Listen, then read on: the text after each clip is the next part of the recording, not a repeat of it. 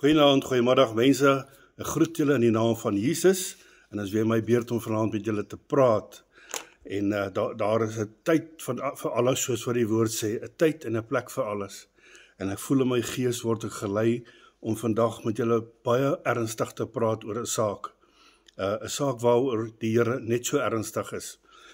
Ek praat met julle vanaand, uit 1 Korintiërs 6, en ons begin by vers 22.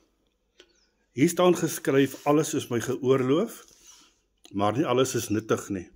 Alles is my geoorloof, maar ek sal my deur niks laat oorheers nie. Luister mooi wat die woord sê. Alles is my geoorloof, alles is my toegelaat, maar ek sal my deur niks laat oorheers nie. Wat beteken dit? Wanneer jy iets het wat jy nie voor kan nee sê nie. Kom ek noem 'n paar simpel voorbeeldjies wat baie mee aanskuldig is. Ons almal is skuldig daaraan. As jy verkeerde woorde gebruik, as jy 'n leuen vertel, as jy enige valsheid spreek, as jy 'n vloekwoord uiter, iets wat jou oorheers waaroor jy nie beheer het nie. Kom ons praat van 'n sigaretjie. As jy nie sigaret kan los nie, dan kwalifiseer jy hierso. As jy net drankie kan los nie, dan is dit vir jou. Alles wat jou oorheers, is jy die knegt van. Breek daarmee. Want dit is wat hier geskryf staan, alles is my geoorloof, maar ek sal my nie deur iets laat oorheers nie. Moenie laat iets van die wêreld jou oorheers nie.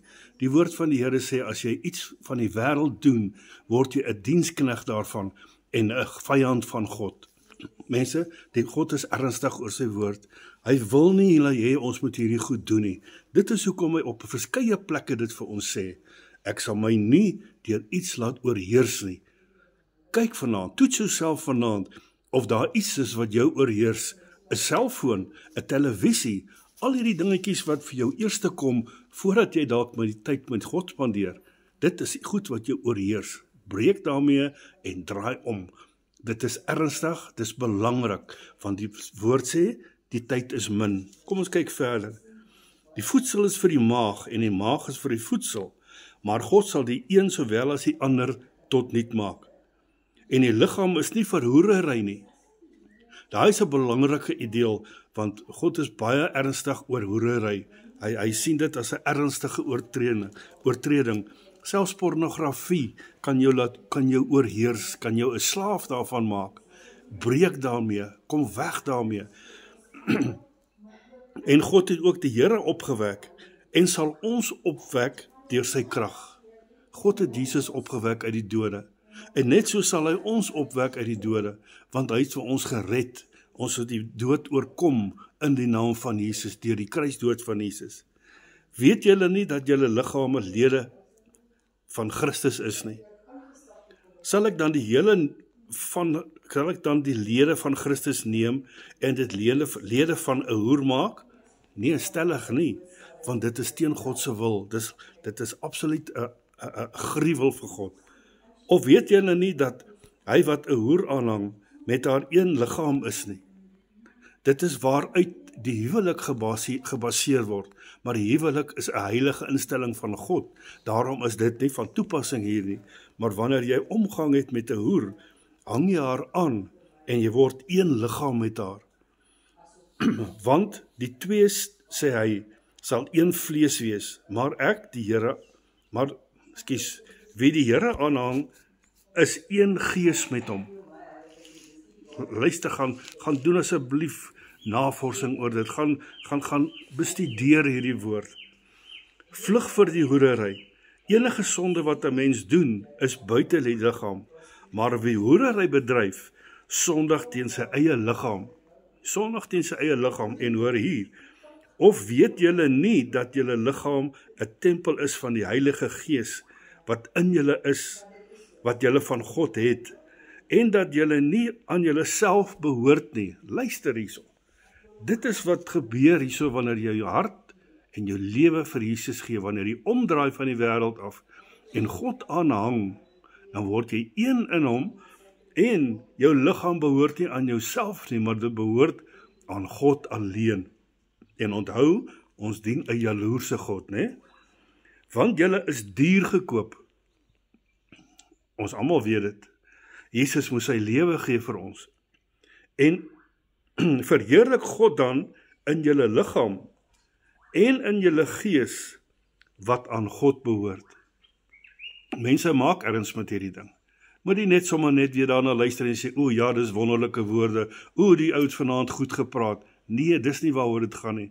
Dit gaan oor om jou op die regte pad te kry. Jou en my, dat ons kan heilig lewe, want God is heilig wat in ons woon.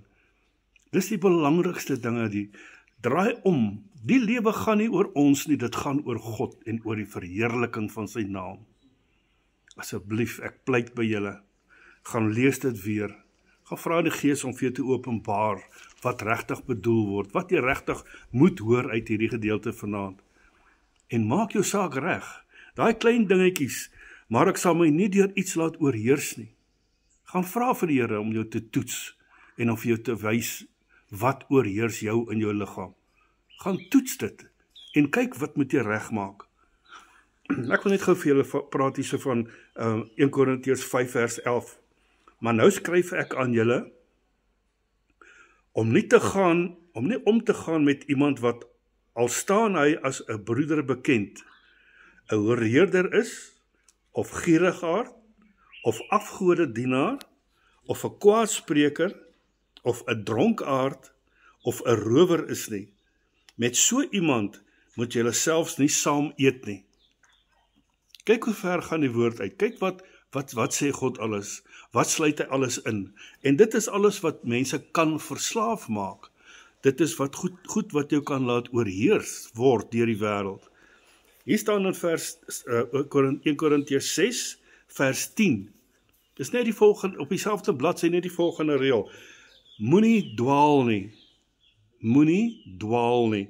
Ons het nie nodig om te dwaal nie. Ons het die skrif van die Here waarvolgens ons kan lewe. Broeders, susters, moenie dwaal nie.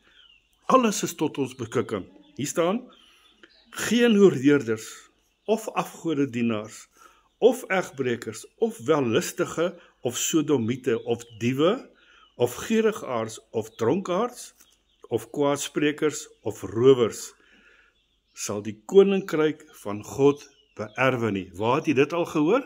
Net in die vorige hoofstuk. Dit word dit benadruk hierso, want God is ernstig daaroor. Hy wil dit nie hê nie. Gaan, berei jouself voor, gaan ondersoek jouself, gaan maak jou los van hierdie dinge, want Jesus is op pad, sy perd is opgesaal, die wolk waarop hy kom is gereed gemaak, die tyd is min, maak reg met God. Moenie eendag soos in die ryk man in die dood dat ek jou oë ophef en sê, ag Vader Abraham, stuur tog net iemand om my mense op die aarde te gaan waarsku. Dan is dit te laat. Nou is jy nog op die aarde, nou kan jy dit self gaan doen. Gaan praat met jou mense, praat met jouself en soek God se teenwoordigheid. Baie dankie dat julle geluister het. Totsiens.